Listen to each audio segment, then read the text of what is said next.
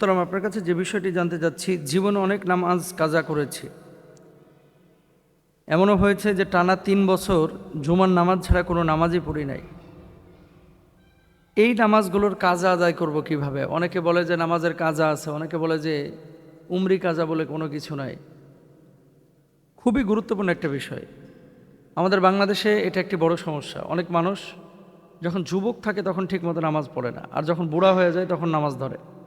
তো যৌবনের যে 20 বছর নামাজ আদায় করেন নাই, 10 বছর নামাজ আদায় করেন নাই, 8 বছর নামাজ আদায় করেন নাই, এই নামাজগুলোর হিসেব কি হবে?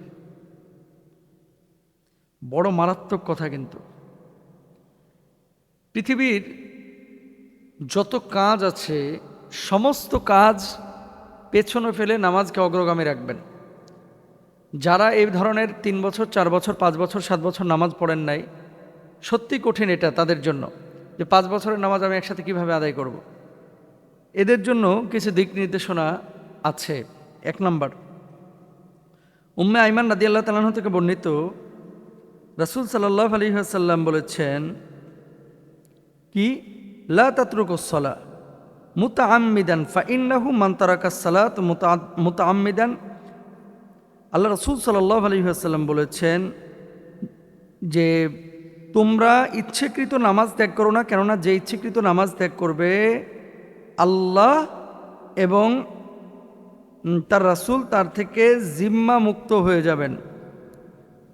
জিম্মাতুল্লাহ ওয়া রাসূলি, আল্লাহ রাসূল সাল্লাল্লাহু আলাইহি ওয়াসাল্লাম স্পষ্টভাবে বলেছেন, ইচ্ছাকৃত কেউ যদি নামাজ তরক করে সেই ব্যক্তি আল্লাহ এবং আল্লাহর রাসূলের থেকে জিম্মা মুক্ত হয়ে যাবে, মানে বিশেষ জিম্মাদারি লাভ করবে না। তাহলে আপনি কেন নামাজ ত্যাগ করেছেন, কাজা করেছেন? এটা আপনার জন্য উচিত হয়নি। 1 নম্বর। 2 নম্বর, যখনই কোনো কাজা নামাজের কথা মনে পড়বে তখনই সেটা পড়ে নেবে। এ সম্পর্কে নবীজি সাল্লাল্লাহু আলাইহি ওয়াসাল্লামের হাদিস কি, আল্লাহ রাসূল সাল্লাল্লাহু আলাইহি ওয়াসাল্লাম কি বলছে খেয়াল করেন, মান নাসিয়া সালাতান ফালইউসাল্লি ইযা যাকারাহা লা কাফফারাতা লাহা ইল্লা যালিকা ফাইন্নাল্লাহা ইয়াকুল ওয়া আকিমিস সালাতা লিযিকরি। আনাস ইবনে মালিক রাদিয়াল্লাহু তাআলা আনহু থেকে বর্ণিত, রাসূল সাল্লাল্লাহু আলাইহি ওয়াসাল্লাম বলেছেন, যদি কেউ কোনো নামাজের কথা ভুলে যায় তাহলে যখনই স্মরণ হবে তখন তাকে তা আদায় করতে হবে। এ ব্যতীত সে নামাজের অন্য কোনো কাফফারা নেই, কেননা আল্লাহ ইরশাদ করেছেন, আমাকে স্মরণের উদ্দেশ্যে নামাজ কায়েম করো। সহিহ মুসলিমের 684 নম্বর হাদিস। এখন আপনাদেরকে একটা কথা বলি, তার মানে আপনার নামাজ কাজা হয়ে গেছে, যখনই আপনার নামাজের কথা মনে পড়েছে আপনি তখনই নামাজটা আদায় করে নেবেন। প্রশ্ন হলো যে 3 বছরের নামাজ হুজুর কেমনে আদায় করবো? এটা কি সম্ভব? 30 বছর অনেকে নামাজ পড়ে না, আমরাও জানি যে এটা সম্ভব না। কিন্তু প্রতিদিন যে এখন আপনি নিয়মিত নামাজ আদায় করছেন, যত রাকাত, যত ওয়াক্ত নামাজ আদায় করতেছেন, আপনি একটু আগে যান না, ওই রাকাতের, ওই ওয়াক্তের ওই রাকাতগুলো আপনি আদায় করেন। জোহরে বসেছেন, আপনি 3 দিনের জোহর কাভার করেন।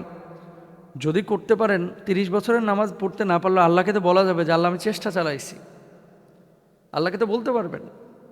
কিন্তু এটা তো অনেকে করে না। আরেকটা ওয়ে আছে, আপনি নফলটা বেশি বেশি পড়েন। নফল যদি বেশি বেশি পড়েন তাহলে আপনার এই ফরজের ঘাটতিগুলো বা শূন্যতাগুলো পূর্ণ হয়ে যাবে। কিন্তু এটা আমরা অনেকে করি না।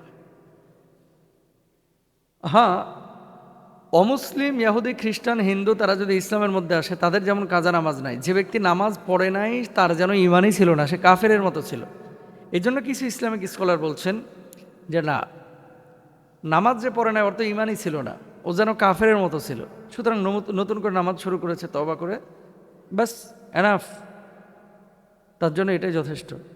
নতুন করে আর কাজা করা লাগবে না। তবে আমাদের মতামত হলো আপনাদের কাছে, হানাফি মাযহাবের রায়টাও এরকমই, যে আপনি প্রতি ওয়াক্তে কিছু কিছু অতীতের কাজা নামাজ করতে থাকবেন। এভাবে আপনি কবরে যান, অন্তত আল্লাহরে বলা যাবে যে আল্লাহ আমি কাজা করতে করতে আজকে কবরে এসেছি, আল্লাহ আমি তো নফল পড়তে পড়তে এসেছি, আল্লাহ আমি তো পরবর্তীতে আর কাজা করি নাই, আল্লাহ ইনশাল্লাহ মাফ করবে।